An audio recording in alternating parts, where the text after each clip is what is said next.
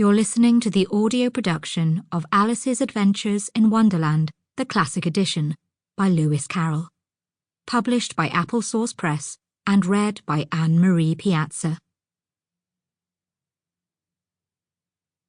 To my dear wife, Olenika, who first suggested that Alice and I might enjoy each other's company. C.S. Introduction by Michael Patrick Hearn.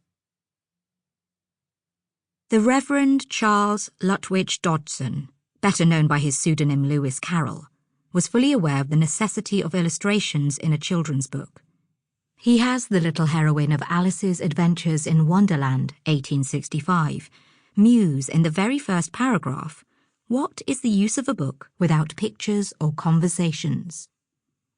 When Alice Liddell, the child who inspired the story, asked him to write it down for her, he dutifully obeyed and illustrated it, with my own crude designs, for I had never had a lesson in drawing.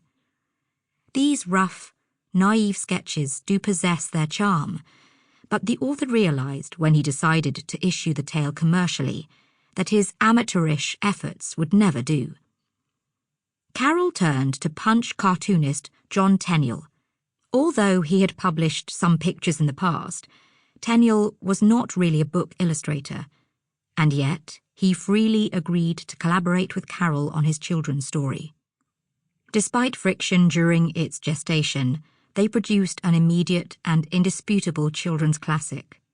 So indelibly linked were author and illustrator through Alice in Wonderland that many people on both sides of the Atlantic could not comprehend Carroll without Tenniel.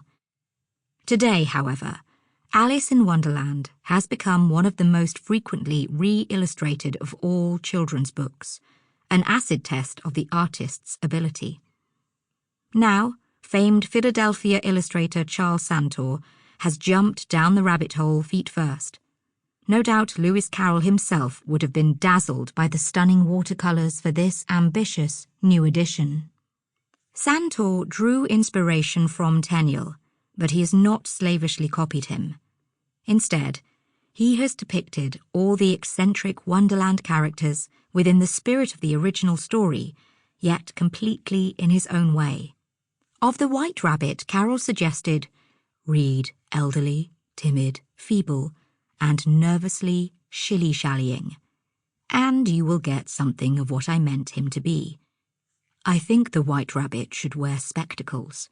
I'm sure his voice should quaver, and his knees quiver, and his whole air..." Sample complete. Ready to continue?